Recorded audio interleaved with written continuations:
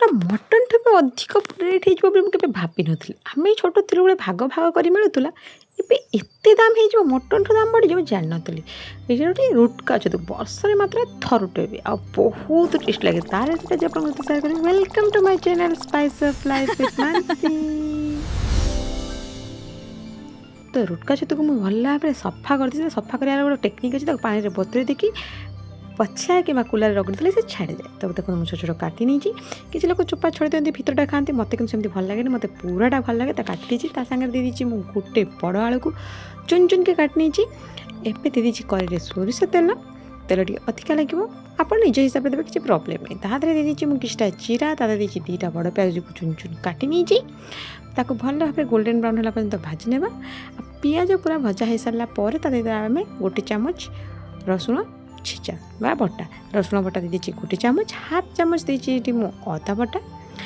ଭଲ ଭାବେ ଏବେ ମସଲାକୁ ପୁରା ଭାଜିଦେବା, ଯେମିତି ମସଲାର କଞ୍ଚା ବାସ୍ନାଟା ଆଉ ରହିବନି। ତ ମସଲାକୁ ପୁରା ଭାଜି ସାରିଲା ପରେ ତା ଦେହରେ ଦେଇଛି ମୁଁ ହଳଦୀ ଗୁଣ୍ଡ, ଲଙ୍କାଗୁଣ୍ଡ ଆଉ ସ୍ୱାଦ ମୁତାବକ ଦେଇଛି ଲୁଣ, ଆଉ ଅଳ୍ପ ଟିକେ ଦେଇଛି ମୁଁ ଏଠି ଚିକେନ୍ ମସଲା।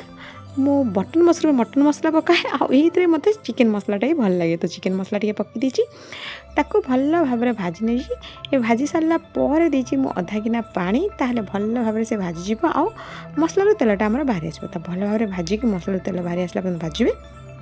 ତାପରେ ଦେଇଦେଇଛି ମୁଁ ଆଳୁ, ଏଠି ଯେଉଁ ଚୁନ୍ ଚୁନ୍କି କାଟିକି ରଖିଥିଲି ଆଳୁକୁ ଭଲ ଭାବରେ ମସଲାରେ ଗୋଳି ସାରିଲା ପରେ ଆମେ ଯେଉଁ ଛତୁ କାଟିକି ରଖିଥିଲୁ ତାକୁ ପକାଇଦେବା। ଆଉ ତାକୁ ପକାଇ ସାରିଲା ପରେ ଆସ୍ତେ ଆସ୍ତେ ସବୁତକ ମସଲା ସହିତ ଛତୁକୁ ମିଶାଇବା। କିଛି ଜଲ୍ଦି ନାହିଁ, ଆରାମସେ ଏଇ ଟାଇମ୍ରେ କିନ୍ତୁ ଆଞ୍ଚ ଜୋର ରଖିଥିବେ। ଏଇ ଟାଇମ୍ରେ ତାକୁ ଭଲ ଭାବରେ ସବୁତକ ମିଶାଇବେ।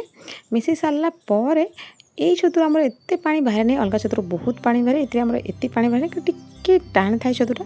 ତାପରେ ଅଧା ଗିନା ଆମେ ଦେଇଛି ପାଣି, ତାକୁ ଭଲ ଭାବରେ ଗୋଳି ଦେଇକି ଏବେ ଢାଙ୍କି ଦେବା ଧିମା ଆଞ୍ଚରେ। ଆମେ ଯେଉଁ ଆଞ୍ଚରେ ଦେଇସାରିଛୁ 5 ମିନିଟ୍, ତେବେ ଧିମା ଆଞ୍ଚରେ 20 ମିନିଟ୍ ପୁରା ଢାଙ୍କି ଦେବା, ମଝିରେ ମଝିରେ ନାଡ଼ି ଦେବେ। ତ ଆମର ଛତୁ ଏବେ ରେଡ଼ି ହେଇଗଲା। 20 ମିନିଟ୍ ପରେ ପୁରା ସିଝିଛି, ପାଣି ବି ମରିଯାଇଛି, ବହୁତ ଟେଷ୍ଟ ଲାଗେ। ଏଇ ଛତୁଟା କୁନ୍ଦୁରି ସହିତ କଲେ ବହୁତ ଭଲ ଲାଗେ। ମୋ ପାଖରେ ସେତେବେଳେ ଆଭେଲେବଲ୍ ନଥିଲା, ଆଳୁ ଥିଲା, ତ ଆଳୁ ଦେଇ ମୁଁ କରିଦେଇଛି। ଏବେ ଗରମ ମସଲା ଟିକେ ଦେଇକି ଏପଟ ସେପଟ ନାଡ଼ି ଦେଇ ସାରିଲା ପରେ ରେଡ଼ି ହେଇଯିବ ଆମର ରୁଟକା ଛତୁ ମସଲା। ବହୁତ ଟେଷ୍ଟି ଲାଗେ, ଆପଣଙ୍କ ଘରେ ଥରେ ଟ୍ରାଏ କରନ୍ତୁ। ଆଉ ସତ କହୁଛି ଏତେ ଦାମ୍ ହେବ ବୋଲି ମୁଁ କିଏ ଭାବିନଥିଲି। ବହୁତ ଟେଷ୍ଟି ଆଉ ବହୁତ ହେଲ୍ଦି, ଦେହ ପାଇଁ ବି ବହୁତ ଭଲ। ଜଙ୍ଗଲରେ ହିଁ ମିଳେ ଛତୁଟା, ଆପଣଙ୍କ ଘରେ ଥରେ ଟ୍ରାଏ କରିକି ମୋତେ ନିଶ୍ଚୟ ଜଣାଇବେ କେମିତି ଲାଗିଲା ବୋଲି। ଆଉ ମୋ ଭିଡ଼ିଓ ଏମିତି ଆପଣଙ୍କୁ ଭଲ ଲାଗୁଥିଲେ ମୋ ଚ୍ୟାନେଲ୍ ସବସ୍କ୍ରାଇବ୍ କରିବା ପାଇଁ ଭୁଲିବେନି। ରହୁଛି, ବାଏ ବାଏ। କମେଣ୍ଟରେ ନିହାତି ଜଣାଇବେ।